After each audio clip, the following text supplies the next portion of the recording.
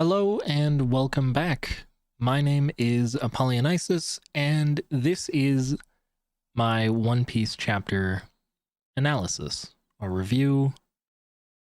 I don't really have a name for it. I just like to talk about One Piece. This is chapter 2. They call him Straw Hat Luffy.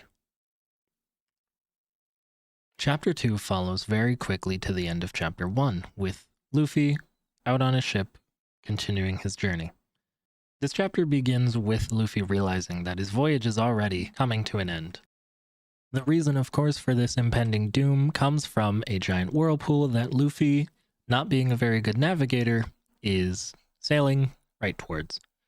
We only get one page talking about this, where Luffy realizes that even if he wanted to call for help, there's no one around, that it's too bad that he can't swim, but he stays ever the optimist as his ship topsides, and that's really all we get to see of that. And then we just immediately follow up with the new characters. This is where we get introduced to the 𝙬𝚘𝚡 pirates, somewhere on an unknown island with Captain 𝙬𝚘's much more impressive ship than Luffy's dinghy. The first thing that we're really introduced to is the pleadings of one of her subordinate pirates, because 𝙬𝚘𝚡 believes that everything in her ship should be very cleanly, and if it's not perfect, then someone is going to have to get beat.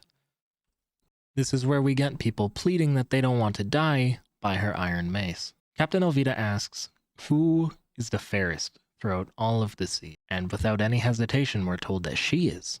Captain 𝙬𝚘𝚡 has got to be the most beautiful pirate. She, of course, agrees, which is why she will not tolerate anything being dirty. Her ship needs to be as clean and as beautiful as she is. And this is where we really get introduced to the main characters of this chapter, Captain 𝙬𝚘𝚡 and her cabin boy, Koby. After getting kicked around by Captain 𝙬𝚘𝚡, who we learn her epithet is the Iron Mace 𝙬𝚘𝚡. Sounds very intimidating, especially for the first antagonist that we have of the series. We get to follow Koby a little bit, as Koby finds a barrel of rum. So he tries bringing it to the storehouse. Of course, 𝙬𝚘𝚡's crewmates realize that because they're the only ones who know it's there, they should drink it all. As long as she never finds out, everything will be fine. So of course, throwing caution to the wind and realizing that they couldn't possibly get caught by Captain 𝙬𝚘𝚡, they decide that they want to crack open the barrel. But just as they're about to crack it open, Luffy pops out of the barrel, saying what a miracle it is that he survived. Of course, 𝙬𝚘𝚡's crew are very concerned as to who this random person is, and Luffy's also confused because he has no idea where he is. There's a lot of shouting before Captain 𝙬𝚘𝚡 finds the crew and throws her mace at them because she heard that one of them had such a great nap. Even though it was Luffy, she wants to punish them for slacking off. Of course, they start talking about who the person in the barrel could have been, that it's an intruder, that Koby must have been the one to bring the stranger onto the island. And they start theory crafting who it could have been. 𝙬𝚘𝚡 believes that it could have been a bounty hunter, someone after the price on her head, thinking that Koby is a traitor that just wanted to turn her into the world government. And of course, someone says to that, even though it's only hinted at, the only bounty hunter bold enough to come here, he doesn't get to finish it because the Navy has him locked up. But if this bounty hunter is as clever as they say he is, maybe he escaped his bondage. We don't know who that could possibly be. 𝙬𝚘𝚡 tries to double down on this, saying that the infamous Roronoa Zoro is that clever. And while I am, for the most part, reading the Viz version of One Piece, they decided to translate Zoro's name into Zolo, and I just don't want to call him that. For the past forever, I've only ever known him as Zoro. Crunchyroll subtitles call him Zoro, and you get the idea. We're gonna go with Zoro, so if any panel shows up that does call him Zolo, it's only because I didn't want to edit the text. Moving on. We cut to Koby talking to Luffy, who for whatever reason never got out of his barrel. Koby's worried that Luffy might be hurt. Luffy laughs it off, he's just surprised. And he introduces himself and asks where he is.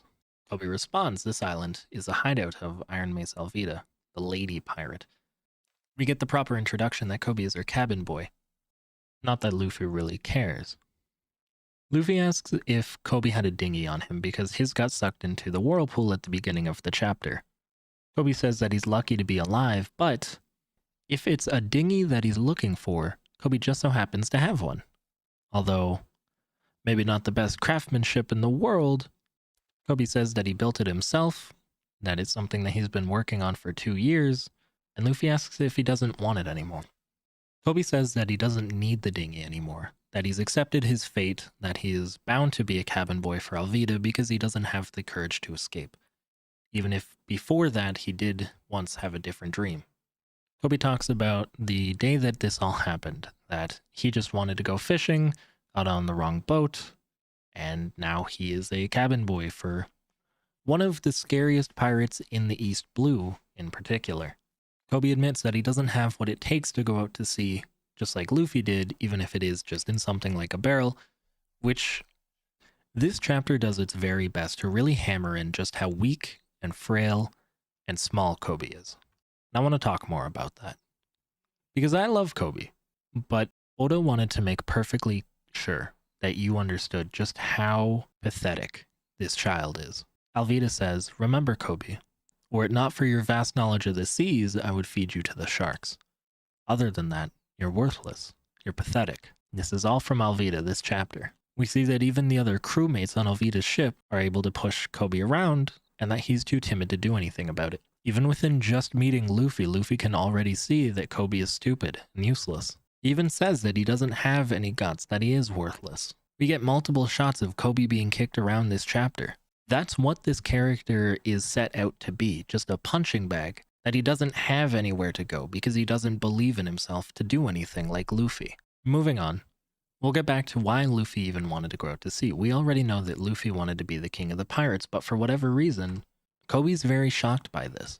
In order to become king of the pirates, you'd have to make the whole world kneel to you. Wealth, fame, power, you'd have to achieve it all. Don't tell me you're after Gold Roger's lost treasure, the One Piece. Koby asks if Luffy has a death wish. All the pirates in the world are looking for the One Piece, and of course Luffy wants to throw his hat in the ring, because why wouldn't he? But because Koby won't stop speaking in hysterics, Luffy punches him. Luffy says that he's not afraid to die. He's set everything to become the king of the pirates. If he dies trying, then at least he tried. Luffy has his dream set out in front of him, and he has his goal in mind, and he's either going to die trying or he will succeed. There is no in-between for him. For Koby, this is his world-shattering moment. This is where he starts to realize that all you need to achieve your dream is the determination to try. He realizes that Luffy has the guts, the determination, the risk. He knows everything that's going to be involved. He doesn't care that he might die, as long as he died trying. To get your dream to come true, the effort that you need to put into it is just the first step to try. If we go back a couple pages to Koby bringing up that he once had a different dream, we can see now that Koby isn't afraid to talk about it, to put those first steps in. Koby thinks that maybe he can be just like Luffy. If he's willing to risk his life trying, Koby's beginning to believe in himself. Maybe it's possible. Do you think that I could join the Navy? Koby and Luffy are beginning to bond, which is why when Koby says that he wants to join the Navy, when he wants to become a part of the Marines and fight for the world government and put away pirates, he realizes that he would now be enemies with Luffy. But catching the bad guys has always been his dream, because Koby wants to be a hero. He wants to do the right thing. And throughout the past few pages, we've seen him psych himself up and convince himself, all because of Luffy, that he can do it. He's gone from asking to telling. What does he have to lose? He doesn't want to be a miserable cabin boy. He wants to risk his life. He wants to try and achieve his dream. He will join the Navy. Then, someday, he might even capture 𝙬𝚘𝚘. Speaking of 𝙬𝚘𝚘, here she is with her iron mace. 𝙬𝚘𝚘 doesn't yet know the full situation, so she still thinks that Luffy is a bounty hunter. Definitely not Zoro, but she is willing to give Koby a chance to repent. She asks again for the third time this chapter who is the fairest throughout all of the seas. Luffy doesn't understand the threat of the situation with the pirate that he has just been introduced to. Even though 𝙬𝚘𝚘 is considered a big deal for the East Blue, he insults her all the same and asks who this old ugly lady is. This of course shocks everyone, including Koby, telling Luffy to take it back, that throughout all of the seas, Lady 𝙬𝚘𝚘 is... And he pauses, because he thinks back to everything that Luffy has said, that he wants to follow his dream, that he wants to be the king of the pirates. And Koby has made up his mind. He's decided that Lady 𝙬𝚘𝚘 is nothing to him. Lady 𝙬𝚘𝚘𝚗 is the ugliest old hag of all. This, of course, angers 𝙬𝚘𝚘𝚗. Koby doubles down. I said it, and I won't take it back. No more cringing for me. From now on, I'll fight for my dreams. Koby has taken the first step in achieving in One Piece what only so few can dream of. Wanting to be the person you idolize. For Luffy, that means being free, for not taking orders from anyone. For Koby, it's about doing the right thing. It's about being a good person and being able to help those in need, much like he has been in need for the past 2 years.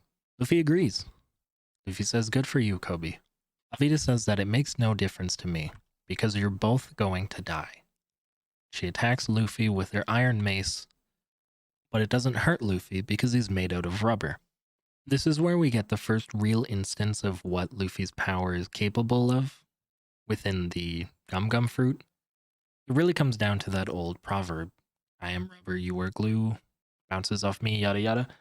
Luffy is the extension of that. Physical attacks don't hurt him because they just bounce off of him. Bullets hit his skin, bounce off. The only real threat for Luffy is being cut with a knife or a sword, because that would just not bounce off him.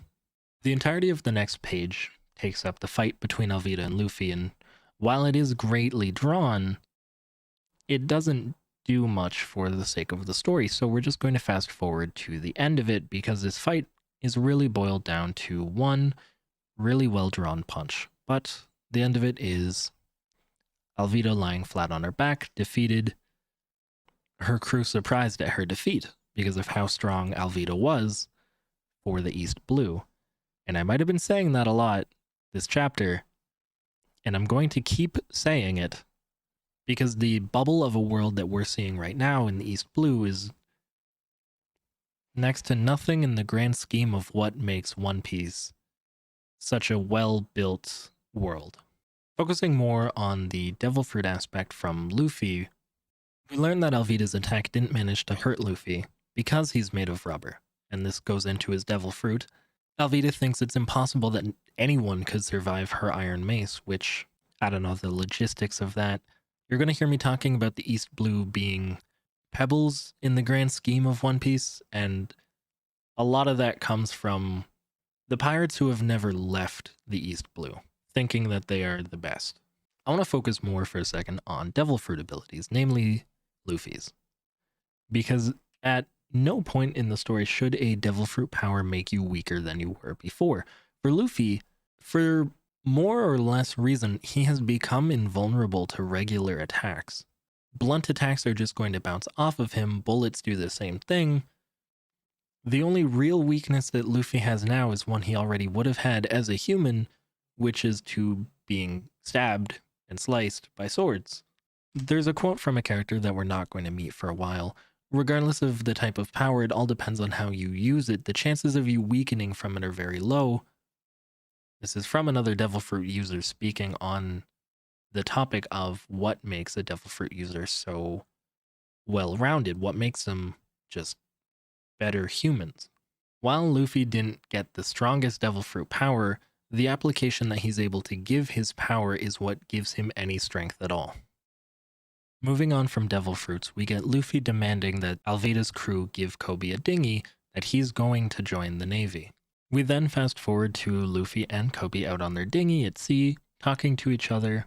Koby saying that if you're going after the One Piece, you're going to have to enter the Grand Line, which is, for lack of a better term, the Gauntlet Sea of One Piece. There are 4 main seas, each named after the direction that they're from: north, east, south, and west. Then the Grand Line, which is just a belt of water that kind of meets in the middle between all of them. The geography of One Piece is a little messed up, something that I will need to talk about later, but for now, Grand Line is where pirates go. Koby calls it the pirates' graveyard, and Luffy says that that's why he's committing to such a super crew, that he needs to build the best of the best, the Avengers of pirates. Luffy brings up the imprisoned guy that 𝙬𝚘𝚗𝚗𝚗's crew was talking about. Koby, of course, remembers his name to be Roronoa Zoro. Luffy says that if he's good, he will ask Zoro to join his super crew. Koby says no, that'll never happen. That guy's a demonic beast. which I find really interesting that that's the introduction that we get to Zoro. We learn that he is clever. We learn that he is a demonic beast all in one chapter, and this is who we're going to get to meet next chapter. If you want to find out more about the demonic beast, just stay tuned, follow, and subscribe for more, and we'll continue talking about that. For now, I just wanted to say thank you for watching. This has been One Piece Chapter 2. They call him Straw Hat Luffy. And I'll see you in the next video.